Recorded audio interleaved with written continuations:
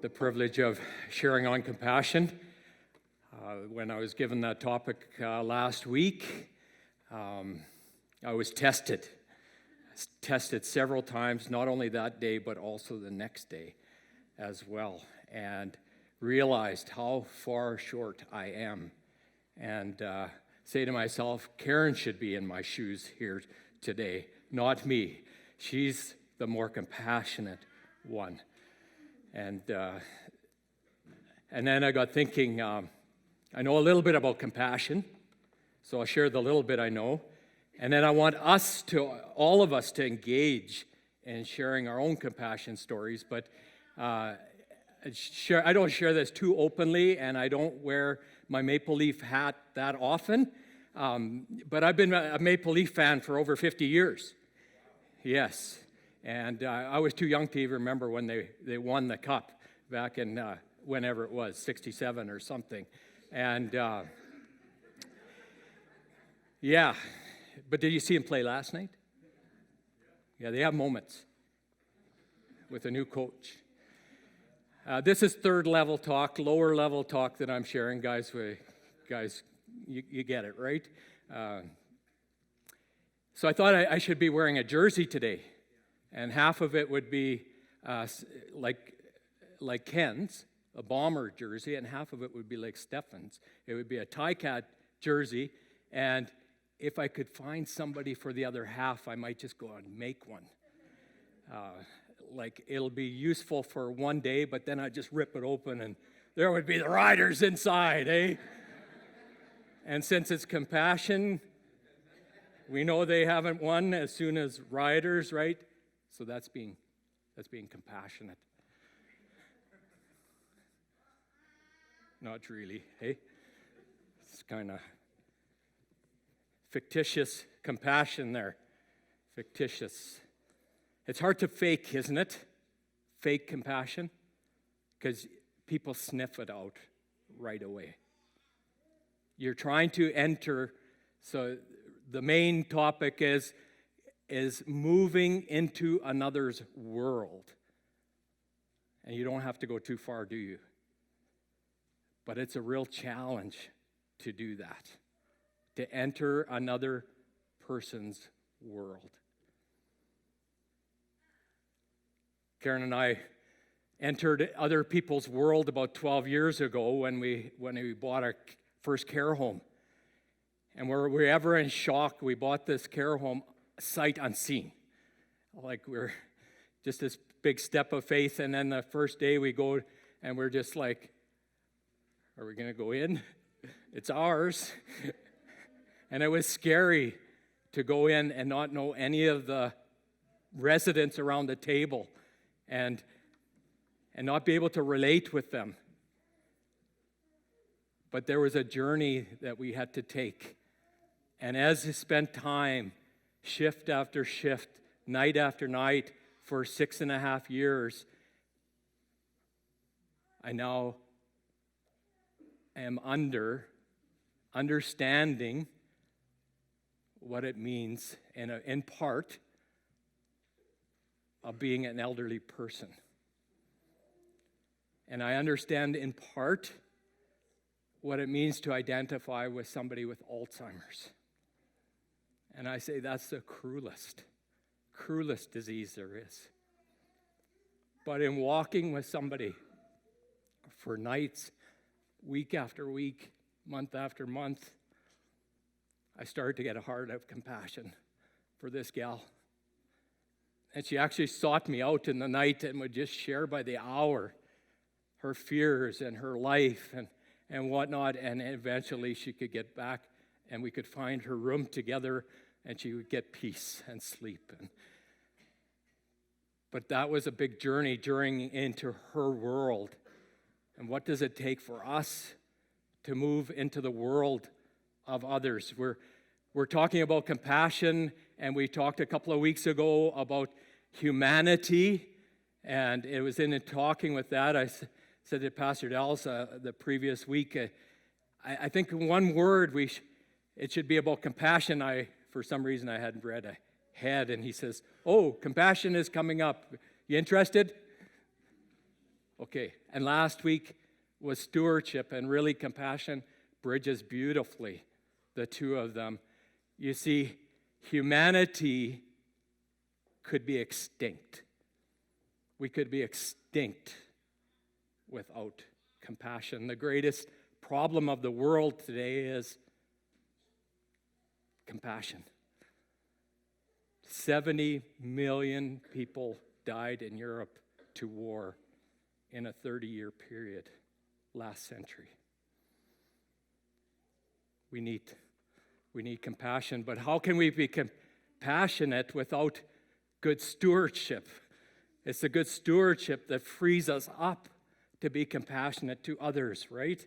Practicing that and realizing the earth is the Lord's and everything in it.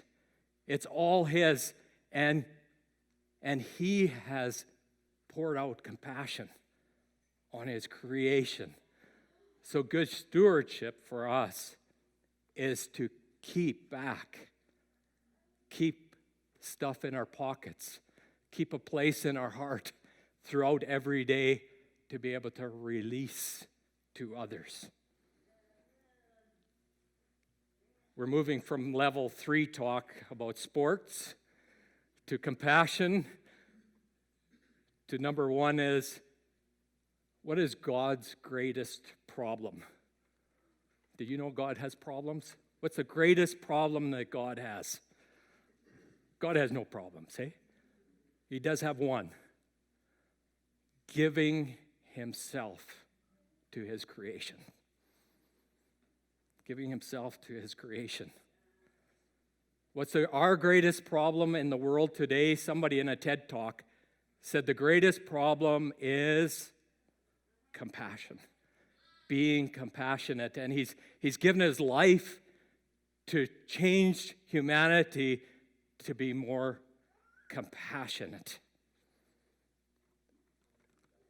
We see this story, this parable that Jesus gave, and I got to share it with Bibleville kids on Wednesday. This story, and started. This teacher comes to Jesus, and he wants to inherit the kingdom of God. And Jesus says, well, what is the great commandment? And the great commandment is very, very simple, but it's not easy to fulfill, is it? It's to love the Lord your God with all your heart, with all your mind, all your soul, and your strength, right? And the second is like it, to love your neighbor as yourself. Who is my neighbor? The teacher of the law says. And he didn't get it. But amazingly, when I asked that question, several people in Bibleville, they got it. Who is my neighbor? And they say, who is my neighbor? Everyone is my neighbor. Everyone. And when I picked my jaw up off of the floor, I said, you guys are smarter than the experts in the law during Jesus' day. But Jesus, being the master teacher, right, he didn't answer and just say everyone and leave him on. No, he told this story of somebody being beaten and left almost naked, and so kind of humorous the way it happened there. But if you were on the end of that beating, it wouldn't be so funny, right? And I don't know how many have been there, but I've been there. A gang beating me, and it didn't feel good, and there was nobody to protect. But here was the ones that should be protecting, right? The priest and the experts in the law coming, and they cross over on the other side, and they keep on going, and there's really no commentary about it.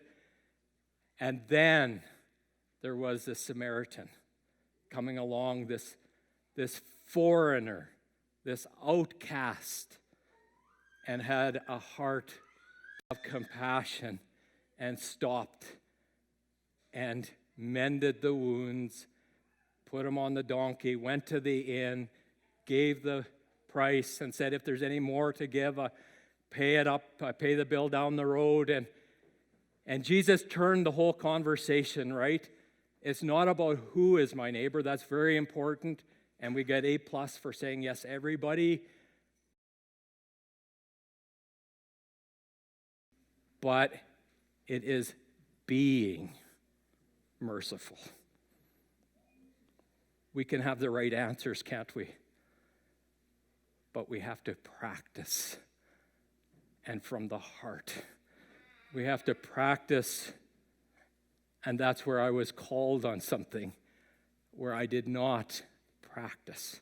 And this person said, I called you, and you didn't respond. And I was on the other end, and I was saying in my heart, I'm not spending any more time with you.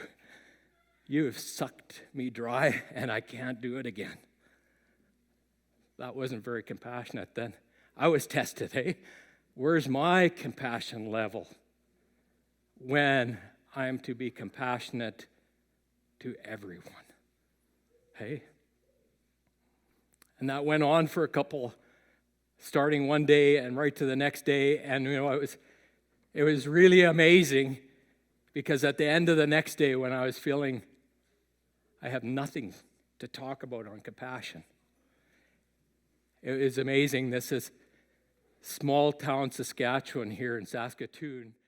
And Karen and I are in the restaurant, and in walks my mentor on compassion when I was a teenager, and he lives in Regina. Isn't that crazy that I could think, oh, here's an image of compassion. The smartest person in the room has just walked in, and he is the guy with the biggest heart and the biggest ears to hear others. Partway through preparing this week, I realized, you know what? I don't need to preach a long sermon today, and the sermon is already done. Isn't that exciting? And we're just moving right into application. It's all about application. And one of the things I realized that in the room today, if we had some really good reporters that would just come up and just listen and listen and listen, row by row and seat by seat and all the way to the back, we could compile an awesome book, and it would be New York bestseller. What it means to be compassionate. It's in the room. It's right here. And we'll get an opportunity to share in just a few minutes. I was thinking compassion is really about being the hands and feet of Jesus, right? And that if we just take our hand and we just practice compassion, there's one there that's different than the other four, right? The thumb. And the thumb represents yourself. Yourself. And maybe you're seated here and you're like that special song, it's me, O Lord, standing in the need of prayer. Compassion needs to be directed towards yourself as well at times. That was me just a couple of weeks ago. I need compassion. And God responded. That first thumb there, I wonder if we journaled about that, our own selves, our own journey towards compassion. What is the hardest thing for me to practice compassion?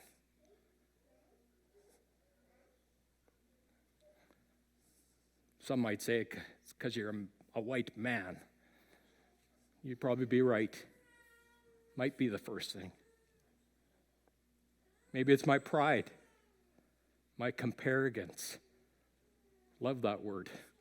We've been sharing that as a staff, comparigants. So my ignorance. See, the more we learn and the more time we spend with people, the more we get to know and the more compassionate we are, right? Is it judgmentalism? I don't know what your list is. I wrote down 10 things that keep me from showing compassion.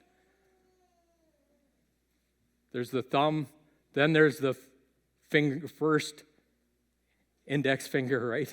The pointing finger, that it all points to God.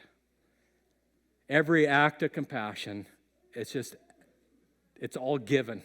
It's all given to Him. Remember what Jesus said on that judgment day? It's whatever you did to the least, you did to me. Who are the least in your life? The ones that you're showing, Jesus is saying, thank you. You did it unto me.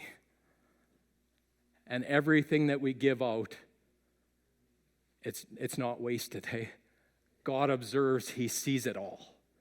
Then there's the middle finger, and keep, like we were reminded at Life Links, to keep it turned this way. It's about our leadership, hey?